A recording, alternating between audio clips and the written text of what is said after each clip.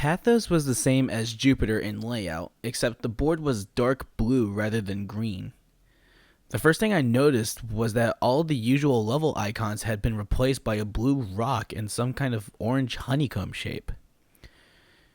There was one icon that had part of the jungle icon shape, but I didn't pay much thought to it. I checked the other side of the board to see the new monster. Instead of Hedorah, it was Biollante. But that couldn't have been right. Godzilla vs. Biollante didn't come out until 1989, and this game was made in 1988.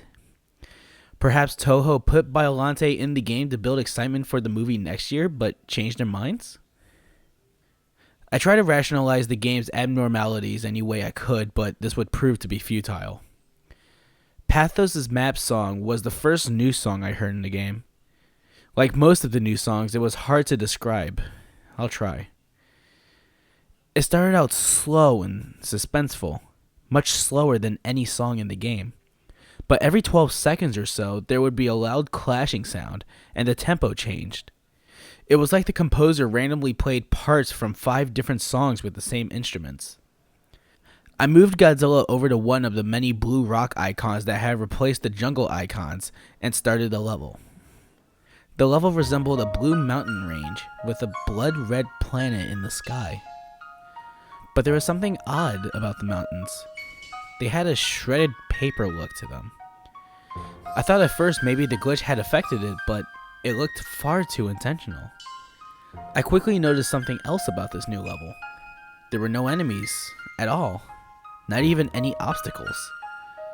I should also mention that this was where the point meter started to become glitched beyond comprehension. But it didn't bother me much, I never keep up with game points. So without having to focus on anything, I listened to the music while walking through the level unopposed. The music had a sorrowful feel to it. It would have been rather pleasant had I heard it in a normal game. The level went on for 3 screens, but with no obstacles around, I finished it very quickly. I tried other levels of the same type to see if any enemies appeared, but there were none. There was little else to be seen in the Blue Mountains, so I tried the other level type. I started one of the orange levels, and my eyes were assaulted with a grotesque background of tumorous orange eyes. The sky was the same as the ground, so I assumed the game was indicating that this level takes place in a cave. The only enemies here were Matango spawn, but as you can see, the little bastards were everywhere. The music certainly didn't help, with a mixture of screeching sounds and loud drum beats that sounded like a monster's theme in a horror film. After completing it, I tried to avoid playing through any more of these levels whenever I could. The map was short, so it was only a few minutes before I was headed towards a rematch with Godzilla and Mogira. But this time, their sprites and attack patterns were vastly different. I fought Mogira first. Mogira's replacement was a flying machine with a slight resemblance to a Pascagoula alien. It was a bit like fighting Mothra, only it moved with a lot more grace. It attacked by spinning its front tentacle like a corkscrew, and it still had an I-beam, except now it fired from the drill.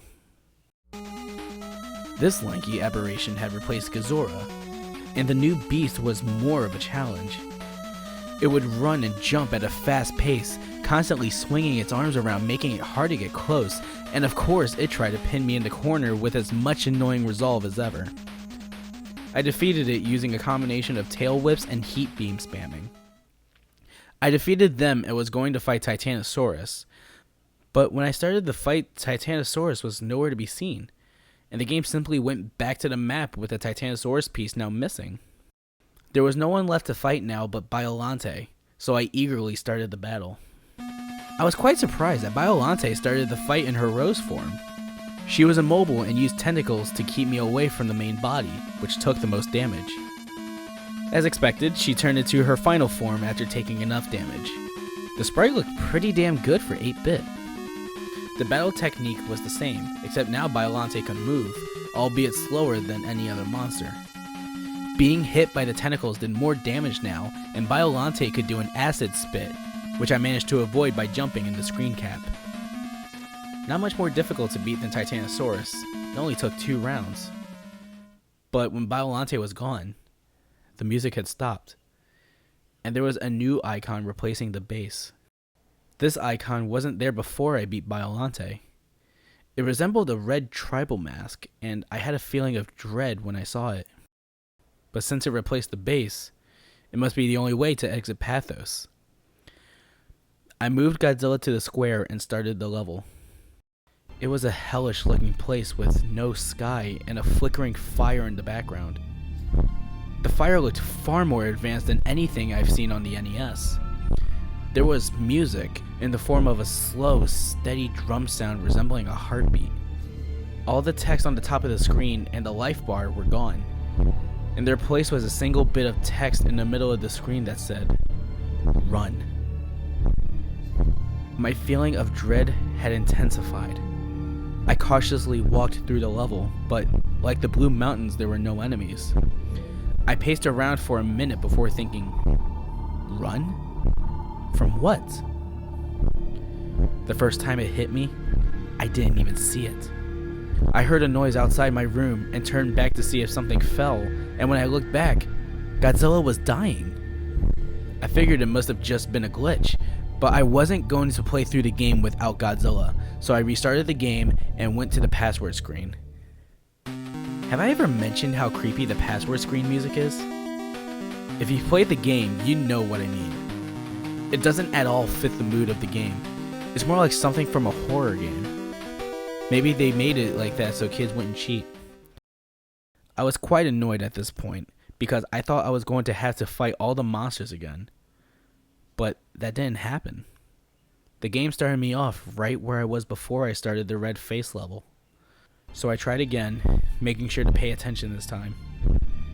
That's when I heard a low, bellowing sound.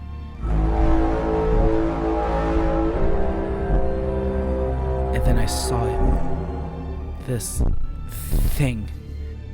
Do you know that feeling your body has when you feel like you're in extreme danger? You start to recoil and tense up as the adrenaline flows through your veins and your nerves start to feel very cold. That's the feeling I had when I took this screen cap.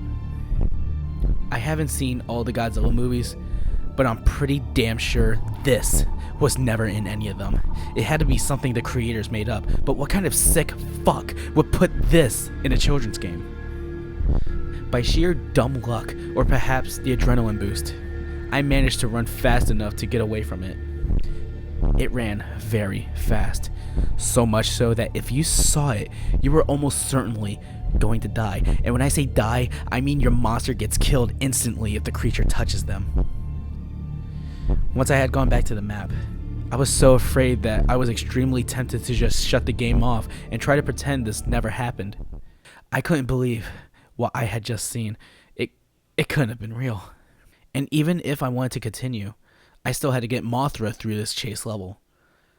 But as I stayed inactive on the map screen for a few minutes, my fear was replaced by burning curiosity. What the hell had just happened? What was the rest of the game like? I only had to beat this level with Mothra, and then it was on to the next world. But when I moved Mothra to the red face, the game registered it as me beating the level.